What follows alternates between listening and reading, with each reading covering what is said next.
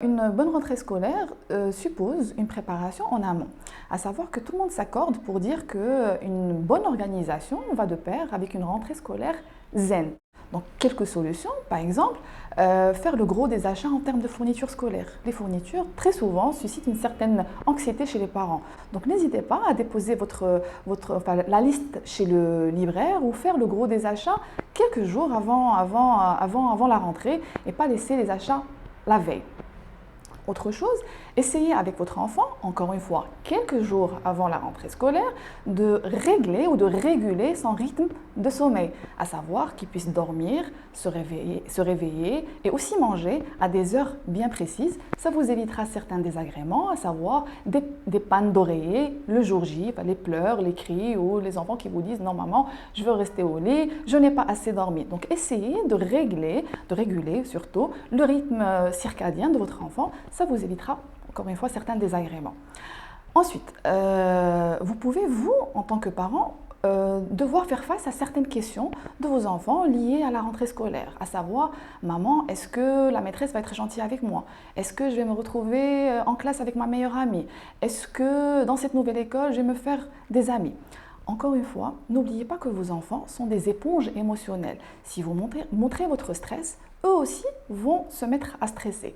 Donc, vos réponses doivent être claires, structurées et structurantes, sans forcément mentir. Par exemple, si c'est une nouvelle rentrée, dire à votre enfant « Écoute, ça va certainement être difficile les premiers jours, mais ne t'inquiète pas, je t'accompagnerai dans cette démarche. » C'est aussi peut-être l'occasion d'ouvrir le dialogue sur vos anciennes rentrées, les vôtres, sur vos angoisses, mais surtout sur la manière dont vous êtes arrivé à les surmonter. Donc ça vous permettra d'ouvrir le dialogue avec votre enfant et surtout d'avoir un partage d'expérience qui très souvent est bénéfique.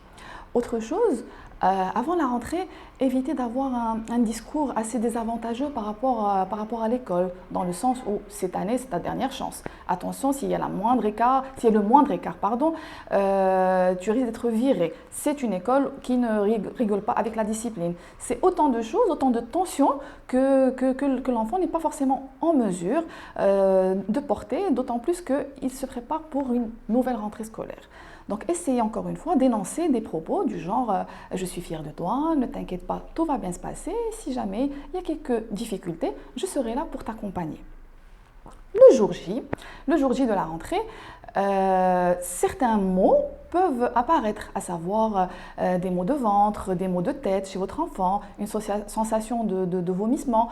Là, encore une fois, dites-vous que c'est passager, essayez de le rassurer en lui disant « Écoute, ça va disparaître une fois que tu seras dans la récréation et que tu auras revu tes amis. » Ou si c'est encore une fois une nouvelle rentrée, dites-lui aussi que ça va disparaître une fois qu'il sera plus au calme et que c'est l'occasion justement de faire de nouvelles rencontres et que essayez de positiver de manière générale. Alors toujours le jour J, donc à 16h ou à 16h30 à l'heure où vous récupérez votre enfant, vous êtes impatient d'avoir un feedback par rapport justement à cette nouvelle rentrée. Et là, 3 possibilités. La première, votre enfant ne vous en parle pas. Et là, encore une fois, je vous demanderai de respecter son choix. Deuxième possibilité, votre enfant vous en parle, ça s'est bien passé et vous vous sentez plus léger. Tant mieux. Troisième possibilité, votre enfant déclare que ça s'est très mal passé, qu'il ne veut plus jamais revenir à cette école. Là, encore une fois, il faut accuser le coup et attendre le soir pour pouvoir lui en parler. Donc le soir, vous prenez votre enfant et vous lui demandez justement de vous parler des désagréments qu'il a rencontrés courant la journée, de ses appréhensions et de ses angoisses. Une fois l'exercice terminé, vous lui demandez de faire un autre exercice, à savoir lister les meilleurs moments qu'il a passés pendant la journée. Et il faut qu'il en ait au moins un.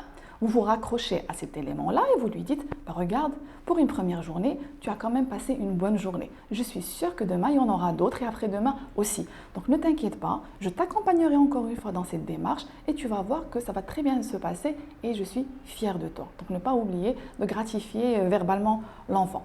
Donc pour finir, n'oubliez pas que, tout comme vous, à son âge, votre enfant a de très bonnes capacités de résilience et d'adaptation. Votre enfant, une fois qu'il a le cartable sur le dos, il est prêt à affronter la journée. Donc il a surtout besoin de parents qui soient rassurants et rassurés. Passez une bonne journée et bonne rentrée.